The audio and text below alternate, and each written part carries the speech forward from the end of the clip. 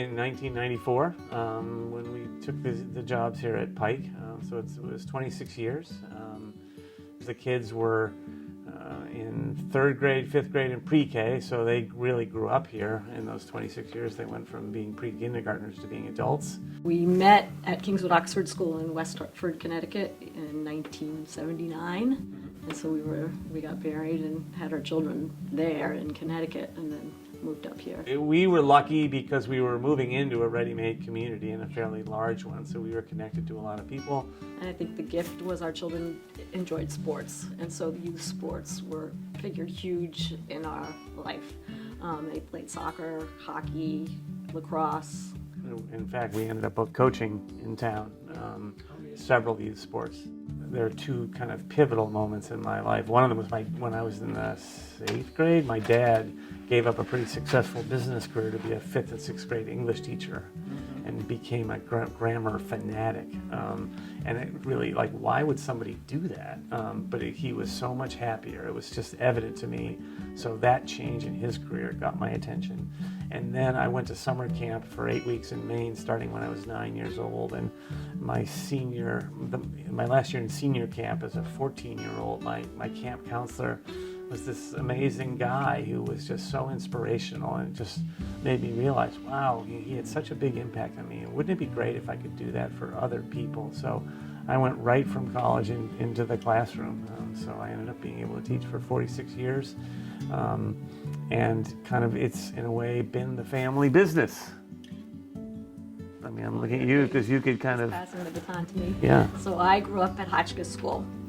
My dad was a scholarship boy, as was his dad, and he worked his way up to be a teacher and then became the head of school.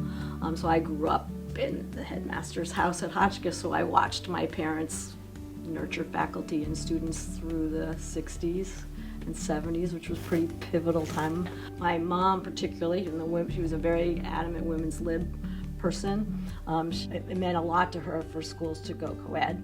So she was very active in that, and she was active in the Board of Higher Education in Connecticut. And so I think their model of giving back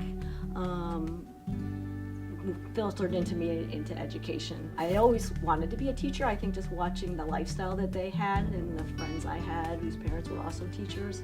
I also went to camp and be a camp counselor, and the joy I would get just as a camp counselor of teaching a kid how to float, or I just taught swimming mostly, do the crawl and be able to get across gave me so much joy because you could see that accomplishment. That's why I knew I wanted to be a teacher, and so the opening was at Kingswood where we met. I'd been at Kingswood for 5 years, I think, and the dean of faculty came to me to tell me that she had just hired somebody she thought would be perfect for me. And I thought at the time, as a 26 or 7-year-old, what would this old lady, who's now probably 20 years younger than I am now, know about what a cool young guy like I would be interested in? But it turns out she knew what she was doing. So we ended up getting married, within a year of when we met. And then at Kingswood, I'd been there for a while, and I became a division head in charge of the middle school. And then I felt like it was time for a new challenge, and I looked at a few different positions, and to this day, I don't know why I got this one, because it was by far, I figured I would have to go to a smaller, maybe more kind of struggling school as somebody who had never been a head before, and yet somehow I got this job. When he got the job here at Pike, I knew I wanted to still be a teacher, first and foremost, and then probably a parent and a teacher. The job as head of school is an interesting one. It's kind of, I felt it would be important that I'm not kind of seen as playing any favorites, so you end up being a little bit isolated, and Liza had to do the dance of being the husband of the head of school, but still being a faculty member and wanting to be a full faculty member, and luckily she was good at her craft, and people really knew that and admired that about her. I walked in the door and I was a teacher, and I tried to push myself as far away from being his wife as possible around the hallways. Well, everybody else was looking at me as his wife. But I think that it probably gave Muddy a window on what it's like to be a teacher, and I think I was enough outspoken that people knew where I was coming from that was separate from where Muddy was coming from. I think early on, I felt like I had to be the best teacher I could possibly be, because if I was just being given this job because I was married to money, that was not going to be okay. I think team matters a lot to us, and so I think that probably rubbed off as, like, by example. We were a team. We could give each other grief in front of the faculty, and the faculty would roar over that, but they could see that we had each other's back. And I think that mattered. We managed to make it work, and I think it's funny, people thought we'd be in our business all the time, but pretty much not. We could go long times and with each other, and kind of, even though we ended up sharing this very classroom for the last few years, most of the time she was plenty busy with her day job, and I was plenty busy with mine. What do I love about teaching kids? And it doesn't matter the age. What I love is when a child who's been struggling gets it. Particularly the ones that you don't think are going to make it, to pull them along. But then again, I do love challenging the really bright ones. I have fun, like, digging for stuff that's going to push them a little bit further than they thought. I think her passion for the work is really key, and I think her commitment to trying to help others. I mean, being on the board of Habitat for Humanity in the area and working at ABC House, I would hear her come home from working with the kids at ABC House and talk about how excited she was about the things they were learning and the opportunities that they were going to have that maybe couldn't have otherwise been possible. I think sense of humor has always been essential in my life. I just finished a book called Humor Seriously, and I think in these times more than ever we need to hang on to that, and she can make me laugh as much as anybody.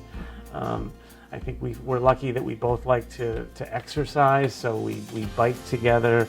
In retirement, we're cross-country skiing that we didn't have time for before. We're doing a lot of walking together.